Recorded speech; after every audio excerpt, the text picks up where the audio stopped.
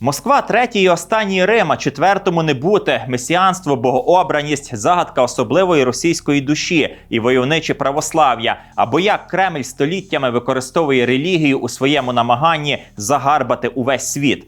Покроплена святою водою ядерна зброя та смерть заради диктатора, яка змиє усі гріхи. Як на наших очах народжується нова теологія російської диктатури. Вони створили оружие под покровом преподобного Серафима Саровского, потому что по неизреченному Божьему промыслу это оружие создавалось в обители преподобного Серафима. Благодаря этой силе Россия осталась независимой, свободной. Без молитвы пакет градов не снаряжай. Каждую эту, значит, сигару засовываешь, как бы, Господи помилуй, Господи помилуй, Господи помилуй. Ідеологема про триєдиний руський народ. Чому і коли давньоруська держава в обробці пропагандистів раптом стала колискою для трьох братніх народів – російського, українського та білоруського. Три братні, але російський брат-близнюк все одно старший. Все починалося за Сталіна, але агресивно триває і при Путіні. Це факт. Це історичний факт. Мова як наступ, або чому російська стає приводом для експансії, бо де рускоязичної, там завжди чекає на російські танки та ракети. Континенти, країни, міжнародні договори – усе стає фікцією. Границя Росії ніде не закінчується. Друзі, вітаю! З вами канал «The Documentalist». І сьогодні маємо надзвичайно цікаву тему. Ми говоримо про міфи руського міра, або ідеологію, на яку спираються наші вороги. Те, що є основним фундаментом в існуванні їхнього режиму. Чому, за твердженням пропагандистів, Росія – це окрема цивілізація, яка має свій особливий шлях і змушена прирікатися на постійне протистояння з Заходом. А звідси і твердження про Україну як антиросію. Зрештою, як заради виправдання усієї цієї маячні росіяни крали і спотворювали історію, зокрема нашу українську історію. Бо відомо, якщо ти не маєш великого минулого, то не матимеш і великого майбутнього. Залишайтеся з нами, вам точно буде цікаво. 2016 рік, російсько-українська війна уже триває, але до повномасштабного вторгнення залишається ще цілих 6 років. У центрі Москви російський диктатор Владимир Путін разом з патріархом Кирилом та свитою помпезно відкриває пам'ятник київському князю Володимиру Великому. Для цього спеціально підбирають символічну дату – День народної єдності.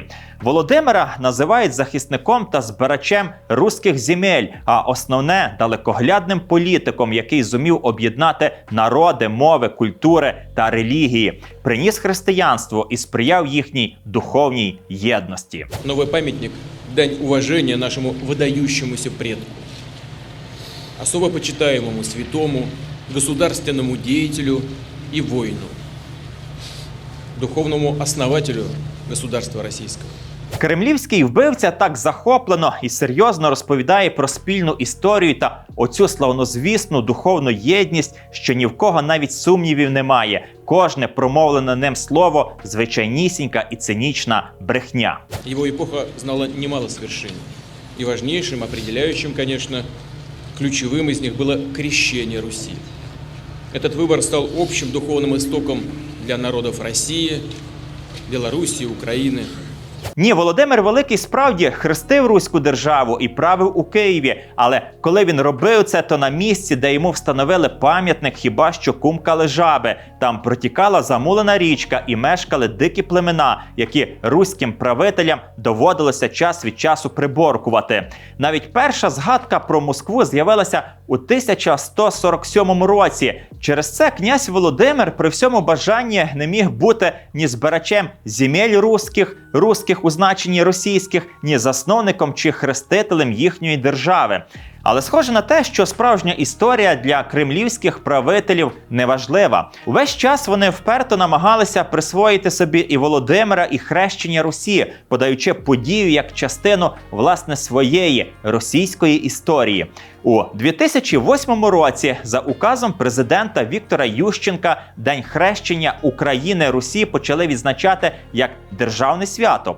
У відповідь на це через 2 роки, у 2010-му, аналогічне свято з'явилося з'явилося і в Російській Федерації. Продовжуючи цинічну ідеологічну гру про спільну духовну купіль і єдиний народ у 2013 році, коли в Україні президентом була маріонетка Кремля Віктор Янукович, у Київ на святкування 1025-ї річниці з Дня Хрещення Русі висадився цілий десант з російських політиків та духовників, а очолив богослужіння сам патріарх Кирил. Хотел бы выразить сердечную благодарность вам, Владимир Владимирович, также за участие государства российского в организации и проведении этого праздника. Он действительно сплачивает наши народы, он нам дает понять ясно, как бы высвечивая перед нами путь нашего совместного исторического развития.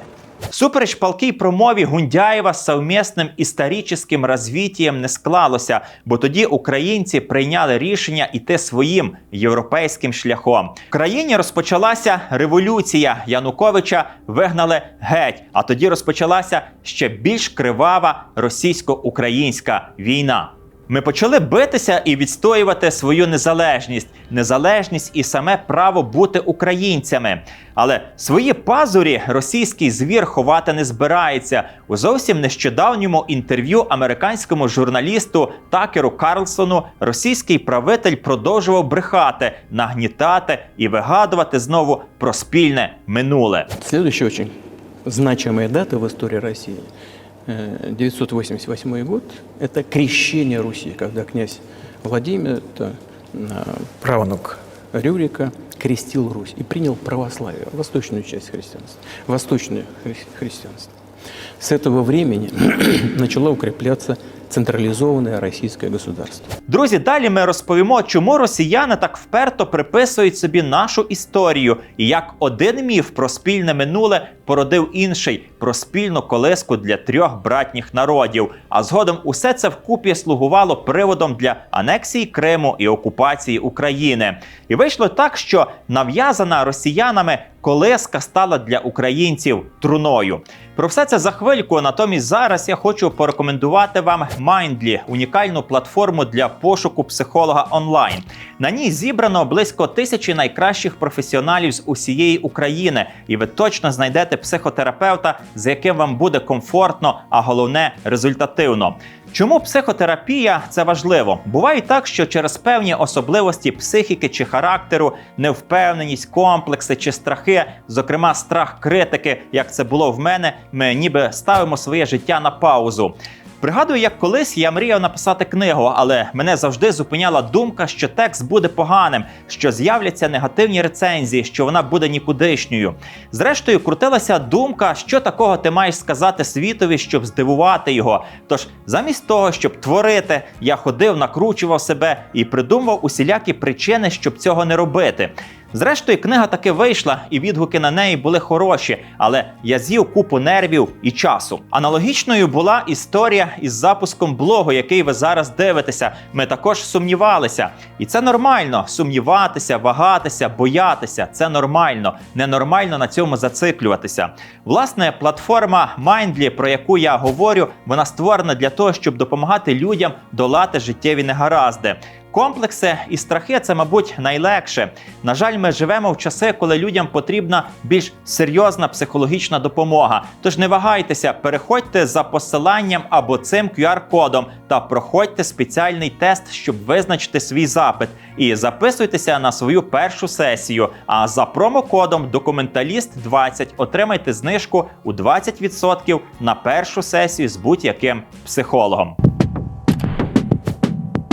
І ми продовжуємо. Звісно, що крадіжки історії почалися не при Путіні. Навіть не в цьому і не в минулому столітті, а значно раніше. Відомий факт, що вперше до масштабної історичної фальсифікації вдався московський цар Петр І. Саме за його правління з усіх українських монастирів, церков та архівів вивозили, а пізніше і знищували стародруки та літописи зі справжньою, а не вигаданою історією. Натомість Московське царство за великі гроші замовляло європейських істориків, які писали для нього нову історію. І ось у цій новій історії зникали такі поняття, як козак, гетьманщина і багато інших. На зміну їм прийшли нові терміни – малороси та малоросія. Цар настільки знахабнів, що привласнив собі не лише українське минуле, але й назву держави. Замість Московського царства, як це було до того часу, на картах з'явилася Росія. Так на грецький зразок називали стародавній етнос – древньоруську державу. У результаті в 1721 році Петр І проголошує себе всеросійським імператором, а Московське царство називають Російською імперією. Вдаватися в подробиці, як відбувалася крадіжка тисячоліття, не буду, оскільки маємо про це цілий блог «Царі-злодії». Якщо вам цікаво, то подивіться. Лише коротко нагадаю, для чого це робилося. Річ у тім, що в той час молодий і прогресивний правитель часто подорожував Європою. І от там він зрозумів, що очолювану ним державу ніхто серйозно не сприймає. Бо було Московське царство, яке асоціювалося з варварами, які жили на величезній необжитій території. І була вже на той час славетна історія могутньої колись Київської держави. Це були ніби два різні світи, між якими пролягала прірва. Натомість Петр І мав гординю і амбітні плани. Він марив прорубати вікно у Європу. Але щоб ментально вибратися зі смердючого московського болота і говорити з європейцями на рівних, йому потрібна була солідна історія і таке велике майбутнє. І от це минуле він вирішив привласнити. Щоб ви зрозуміли, наскільки все серйозно було, то наведу один приклад. Московити їхали у європейські країни, підкуповували чиновників і вливали шалені гроші у друк нових карт та атласів, які тиражували у Лондоні, Парижі, Нідерландах.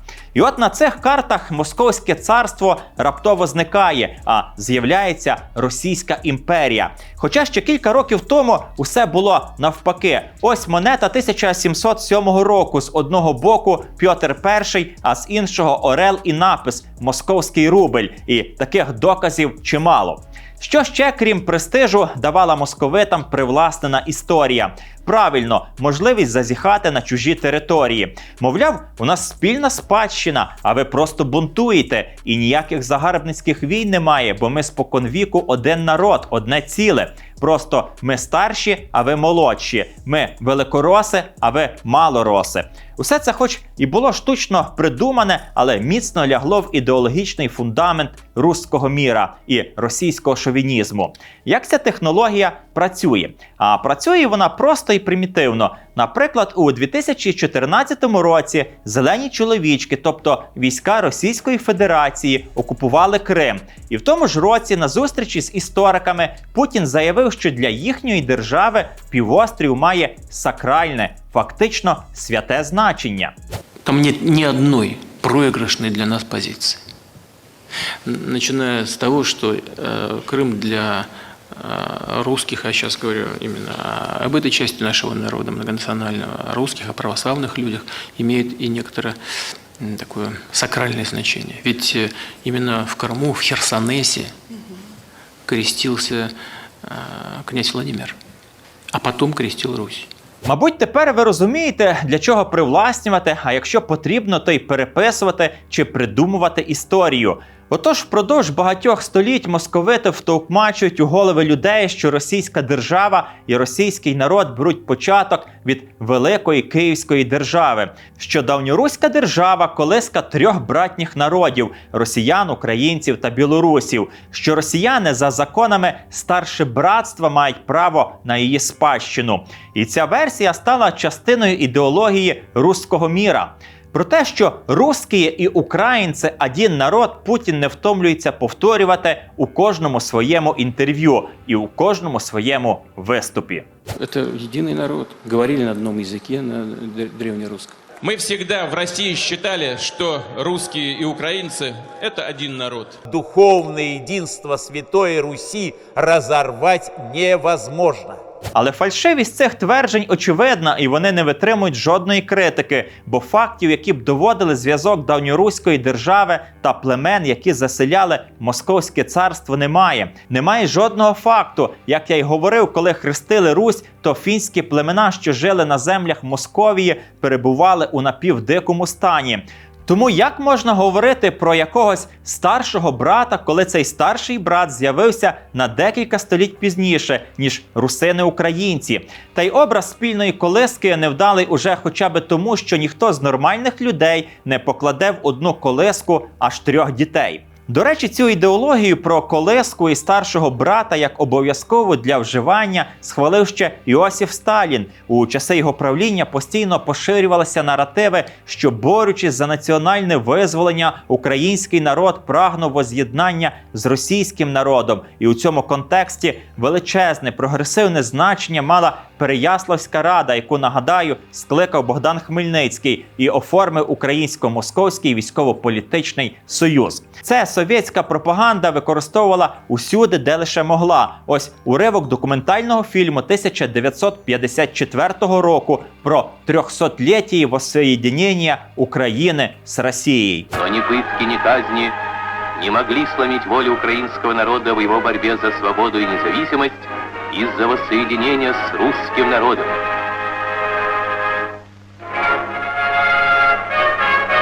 Центром этой борьбы была Запорожская сечь.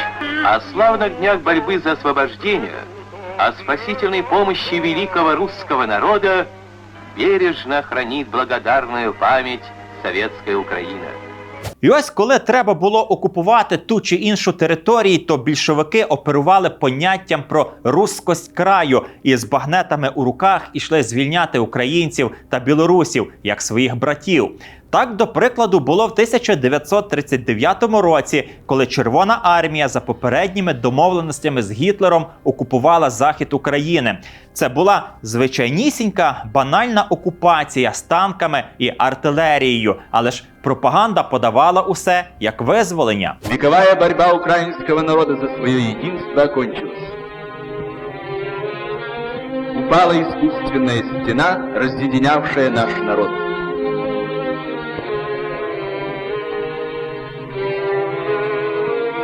Повстал Советский. Після всього цього напрошується коротке, але важливе запитання. А як взагалі може бути, що ми брати, один народ, але разом з тим і фашисти, яких треба знищити? Щось у цьому пазлі явно не складається. Однак ідемо далі і розбираємо, якими ще міфами послуговується доктрина руського міра. До речі, якщо вам подобається наш канал та контент, який ми створюємо, то прошу підписатися на нього, бо за статистикою 70% людей, які переглядають відео, досі не зробили цього. Також ви завжди можете підтримати нашу творчу команду через сервіс BuyMeCoffee, Монобанку чи PayPal. Усі реквізити є в описі до відео або першому закріпленому коментареві. Це дасть нам змогу створювати ще більше якісних та цікавих матеріалів. І дякую тим людям, які уже зробили донат. Кожна ваша пожертва, навіть найменша, для нас є справді відчутною і рухає нас вперед. Нагадую також, щоб ви підписувалися на наш телеграм-канал, де ми виставляємо багато матеріалів, яких немає на Ютубі. Отже, продовжуємо. Одним із стійких міфів руського міра є ось таке твердження. Москва – Третій Рим. Москва – Третій Рим, беззапеляційно стверджують російські пропагандисти. Москва – третій, а четвертому не бути. Що мається на увазі? Знову ж таки, все дуже просто. Був Перший Рим, який впав під численними нападами варварів. Потім був Другий Рим з центром у Константинополі, який завоювали османи.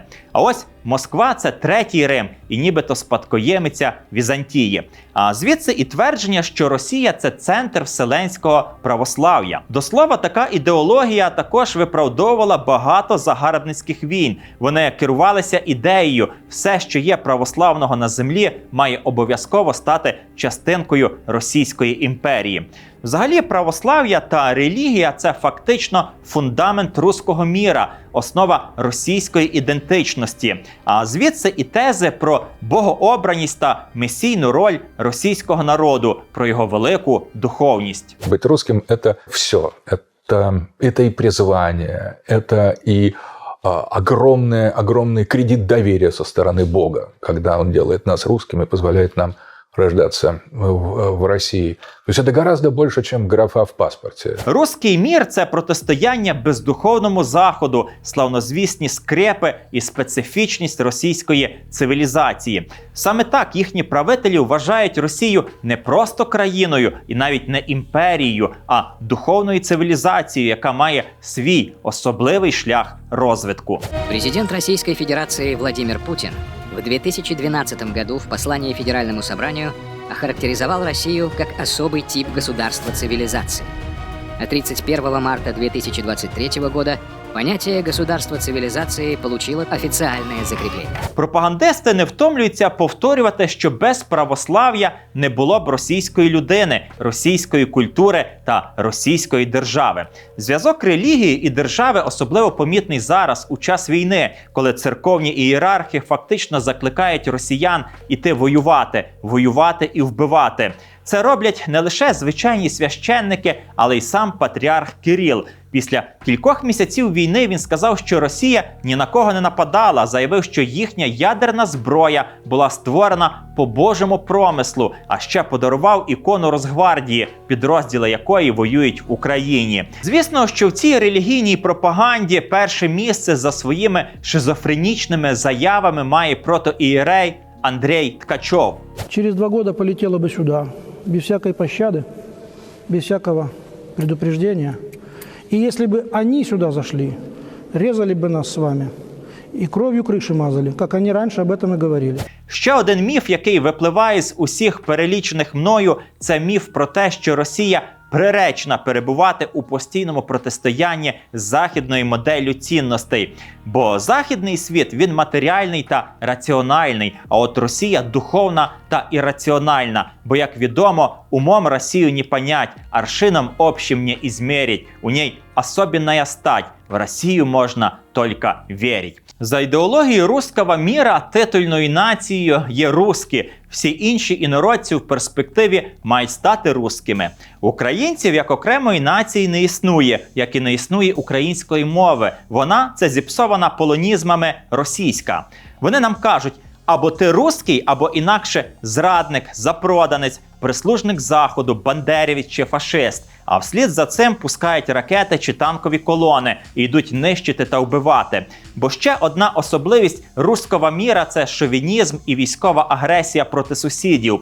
А найголовніше з усього сказаного – це твердження «там, де руський, там і руський мір». Саме це нехитре правило давно перетворило Росію на ідеократичну імперію, тобто імперію, яка не обмежена жодними географічними кордонами. І саме через це російські танки, літаки та підводні субмарини можуть з'явитися фактично у будь-якій точці світу. Где заканчивается граница России? Граница России заканчивается через Берингов пролив с США. Граница России нигде не заканчивается.